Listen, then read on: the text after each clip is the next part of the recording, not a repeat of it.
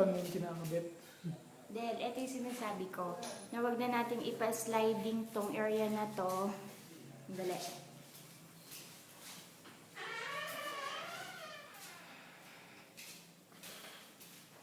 Tulong na lang. Wag na natin ipa-sliding ito. Kasi dito ito yung gusto na namin kung napa-sliding. Naisip ko kasi pag pina-sliding, sayang nung space. Kasi mawawala na ang dito. Instead na dito, pwede natin gawin, dito na lang yung nalagyan mo ng TV, tapos dito yung dining, tapos dito yung, kasi kapag in-sliding natin to, wala.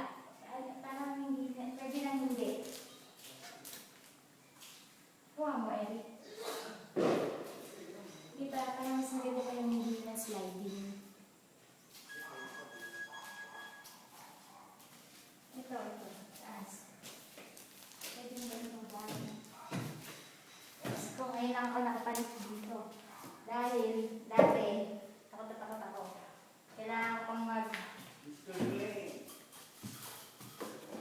Ayan, kulang pa rin nga eh.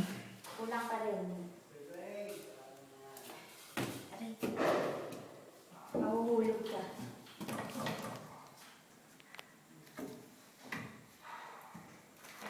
Aray. Ika na. Baka mato ka nga. Ikaw man natulog mo.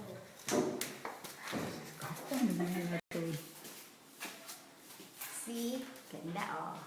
Ito tapos na. Pati flooring. Ayan, may drain din doon.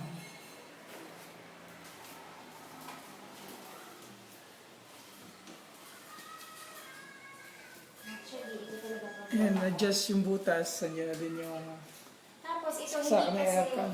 hindi kasi ma-adjust to hanggang dito kasi daw ito poste. Ngayon ang problema ko, saan ka maglalagay ng cabinet? Kasi dapat ito yung cabinet mo. Pagpasok mo ito, cabinet dito. Eh matatakpan mo yung aircon. Oh, di ba? Yun naman ang problema natin din. Kasi sa model house, wala silang cabinet.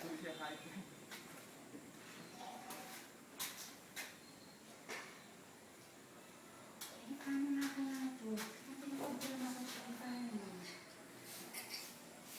dito lalagay yung sa aircon. Ito yung sinasabi ko naman sa iyo, Eric. Dapat kapag lalagyan ko na lang ng aircon. Diyan? Oo, ito yung bababa na ito kasi direct dito. Kita mo. Para, kasi useless ko eh. Diba? Okay na. Ako,